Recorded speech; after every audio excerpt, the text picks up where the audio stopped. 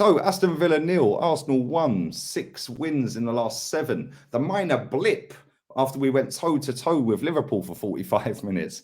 And yeah, today, well done. Jez, listen, I bet you're over the moon, mate. Absolutely buzzing that we just won the cup final because that's the first of 11. He's got us to 11 cup finals between now and May. I mean, that's got to be a world record, right? It's never happened before, and it will probably never, ever happen again, Lee. You know, the fact that this man, amazing, most amazing manager I've ever seen in my life, and gets to 11 cup finals. I've never seen any team in football history play for 11 cup finals in a season. Unbelievable. But I will tell you one thing about this game today. Villa, I thought, was so poor, and they didn't offer a lot, to be honest. Maybe in the second half a little bit, but if we actually had a proper striker, that would have been a 4-0 game all day long. I'm sorry to say it, Lacazette, man, you are absolute pony. You've got to go. You haven't got a clue. You're slow, you're sluggish, and awful, bloody awful. And you'll find out what I think as we win the player ratings with Kenny in a little while. But, you know, let's not big it up. You know, it's a 1-0. Great goal by Saka. Yeah. Martinez was unsighted right until the last. Literally, the ball was about 8 inches in front of him, and he suddenly saw it and dived, and we scored. But there were so many clear-cut opportunities there today, and we just don't finish the game. You know, that game could have been finished at half-time. Mate, there was a chance from Odegaard early on where Saka got away from Tyrone Mings. Can't remember who played the ball. Yeah, great pass, and he booted it forward. He got away from Tyrone Mings, and he squared it back to Odegaard. And I'm thinking, just hit it. Yes. Yeah, just hit it. He took a touch and then Smith Rowe balloons it over the bar. Yeah, and if Smith Rowe had a bit of awareness about him, Laka was standing onside, unmarked, tapping 1-0. We're 10 minutes in, we're 1-0 up. And instead, we make it really difficult for ourselves sometimes. And it's all well and good that we've won the game. Fantastic. Enjoy it, whatever. Yeah, it's always nice to win a football match, right?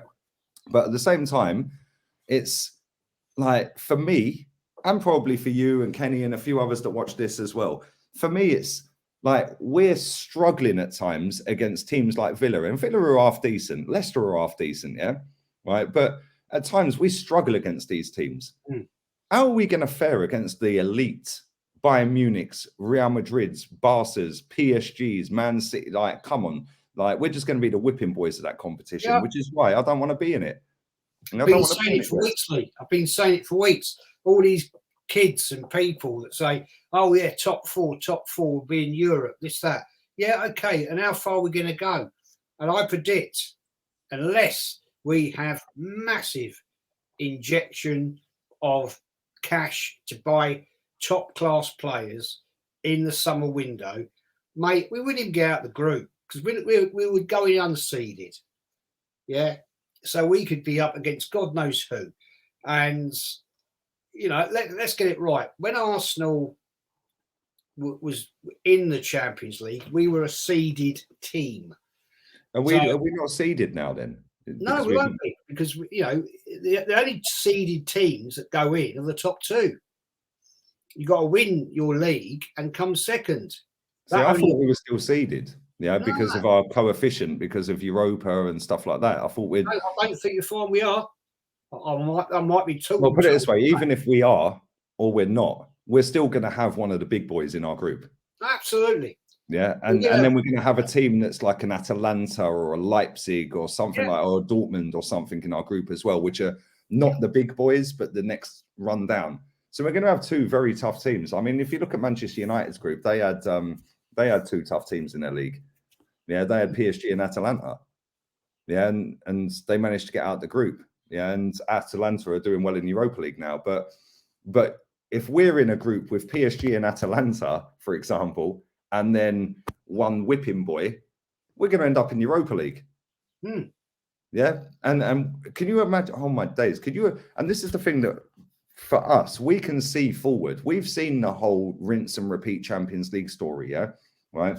We never won it, Jez, with one of the best teams we've seen ever at Arsenal. Yeah, exactly. Yeah, we never won it. For 2 years, from 02 to 04, we were easily the best team on the planet. Yeah, we had the best striker in the world in Thierry Henry. He was clear of everyone for them 2 seasons. Yeah, maybe even more. But, you know, we had a great team. Wenger was on it. We were playing fantasy football and we still never won it. No. Now it's harder to win, and we've got a rookie who sometimes struggles against teams like Villa. Like it's mad, and people are getting so over the top with it that it's 11 cup finals to get to the Holy Grail. Yeah, get to the Holy Grail to attract who? Because we ain't shopping in the big boy league for players, so we're not going to attract the Europeans elite. So we're shopping in the next tier or the next tier after that. So on that basis, we're still not good enough. So why are we in the Champions League? We're in it to get the money. The money for what? Yeah, to buy second-rate players that ain't good enough. Yeah, and it's rinse and repeat again. We've seen a decade of Wenger getting battered by big teams and beating the crap. We're now seeing Mikel Arteta doing the same thing, beating the smaller teams and losing to the big teams. We're going to go in Champions League and we're going to get spanked, mate. I can already see it. And the excuse will be, oh, it's the first season back. That's all it's going to be. It's embarrassing, man. Well, but we're negative, Jez, for saying that. We can see, we've seen it before. It's the same story, mate. You're quite correct in what you're saying, Lee. I can't disagree with anything you said. And we can take it a step further. You know, last 2 seasons, we're out the FA Cup in the 3rd round. You know, Southampton do us, then Nottingham Forest do us. We get to a semi-final of the Carabao Cup and Liverpool do us. So it is rinse and repeat. The guy just repeats history. He got us knocked out of the Europa Cup. You know, couldn't beat our old manager. And you know, Galatasaray. So, mate, and then the old manager goes and wins the competition, qualifies for Champions League, and is now in the quarterfinals of it after beating Juve. Yeah. Would we have gone to Juve and won 3-0? No.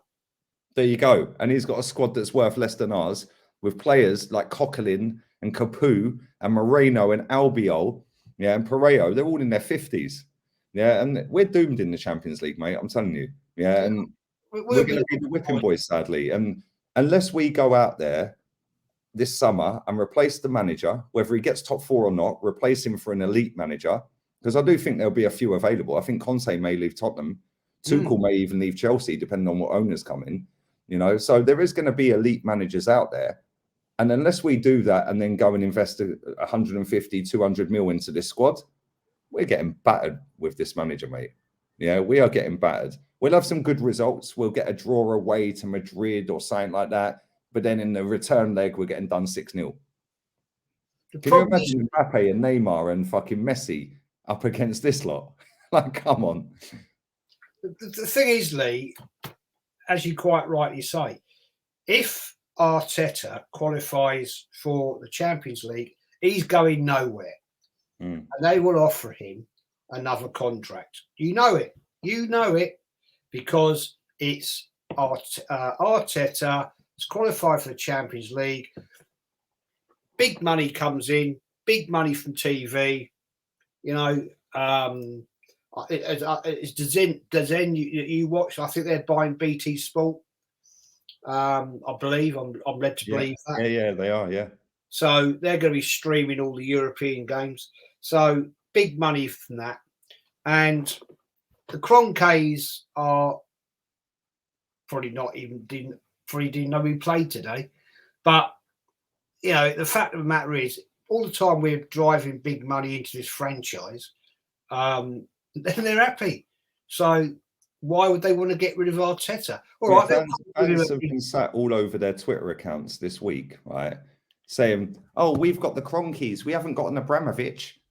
Are you for real? This is the same fan base that were kicking off hashtag Conky out. But now Abramovich has been sanctioned, and all of a sudden, oh, well, it's better to have Cronky. Yeah, are this lot dumb? Well, actually, don't answer that. We know the answer. Yeah, because there's going to be a Saudi group taking over, or another group of people taking over Chelsea that are going to have more money than we've got, starting on a base that is higher than our base. Yeah, and they're going to want to prove a point. And if it's a Saudi group, oh my days, curtains. Yeah, curtains, because they want to be the best. Yeah, they want to be the best. They want to make a stance, and they want to make a show of, listen, we're classy. They'll revamp Stamford Bridge. They'll revamp everything, and Chelsea will kick on and dominate for another 20 years. But all the time, our fans sitting and go, oh, well, at least we've got the Cronkies. What, the same Cronkies that you didn't like last season? Yeah. But now this season, because you fancy the manager, yeah, and Abramovich has been sanctioned. Oh, he's great. And this is why I get the Jez, because this club, you've seen a lot more than I'll ever see, mate. Yeah, right. You've lived it. You literally on the doorstep. Yeah, right.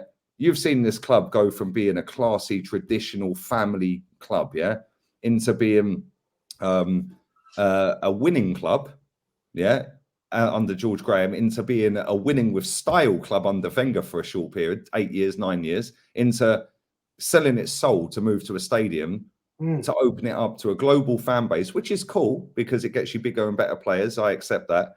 But then what comes with that is a big drop in standards. Absolutely. Yeah. And that standards is on the floor at the minute with this football club. And the only way it raises is if, like my friend said to me earlier, he said, if 40% of fans had our attitude, yeah, we'd be successful. If 70% had our attitude, we'd be Chelsea. Exactly. Yeah, I'd text him back. I said, not even 40%, mate. I said, if 10% had our attitude, yeah, we'd be successful. But unfortunately, mate, there's millions and millions of fans globally, yeah, that just accept crap because they feel closer to the football club by just being toxic positive about everything, because it makes them feel better as a fan, because for whatever reason, logistics, money, whatever, they can't get to the game. And listen, that's not their fault. Yeah, and without a global fan base, we wouldn't be as big as we are, of course, right? So it's not a diss on global fans. I'm a global fan now because I don't go to games, right? But at the end of the day, it's good and it's bad. Yeah, it's good in a way that you get more revenue, more income, but it's bad in the way that I see it in the chat all the time. DVS said it to me the other week. He said, yeah, I'm not really going to slag the club off much because I feel closer to the club by backing it because I can't go and watch them every week. Yeah, and there's millions like that, and the Cronkies know that. So they're just going to rinse and repeat. It's pathetic. Quite right. Quite right. The thing is, the sad thing is that, you know, in the comments today, you know, straight after the game, we had all these little muppets that come in there, and you think, for God's sake, you know, what are you on? What are you on? Because you've never seen Arsenal be successful. You've never seen what Arsenal used to achieve. And now you are just sitting here talking absolute bollocks. And this is Wenger's legacy, Jez, unfortunately, mate. I have to laugh. I sit here. I did this afternoon. Yeah, I know I was deleting some of them, but I have to laugh. I think, what are you people on? Mate, they're disciples of Wenger, loser. But listen, we're going to do player ratings in maybe about 40 minutes or so, yeah?